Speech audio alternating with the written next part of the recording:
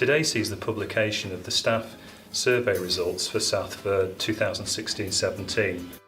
We've had over 2,000 members of staff complete the forms, and we're really delighted that we've had such a strong response this year at the end of what's been a really challenging year for the NHS.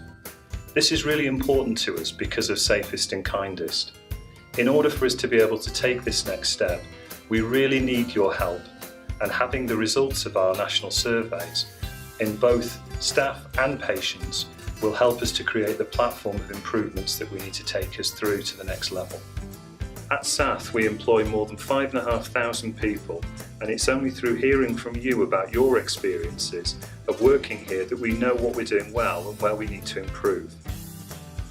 Now that we have the results, you'll be seeing more information around the Trust over the coming days and weeks, including posters which will give you more detail and a dedicated page on the intranet where you'll be able to view the results. We will also be taking a slightly different approach to how we talk to you about these results. We're going to come round and meet in staff groups and listen and feedback what the information is telling us, so we can be clear about what those results are saying and what that means to you and to us as we work together to make the improvements over the next 6 months.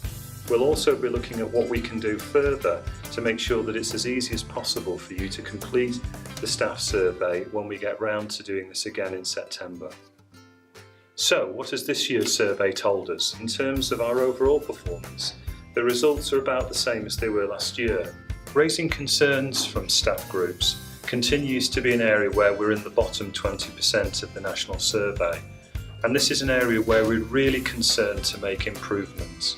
This is one of the reasons why we recently appointed 2 value guardians, one for each of our sites. They'll spend time with most of our frontline teams, listening to issues and encouraging colleagues to raise any concerns that they may have. There have been a number of areas where we've seen improvement. I'm really delighted to be able to say that 99% of all of our staff knew the Trust values. And pleasingly, there's been a 9% increase in those of you saying that you're seeing our values put into practice in the workplace. Our biggest improvement is in our values being discussed at appraisal.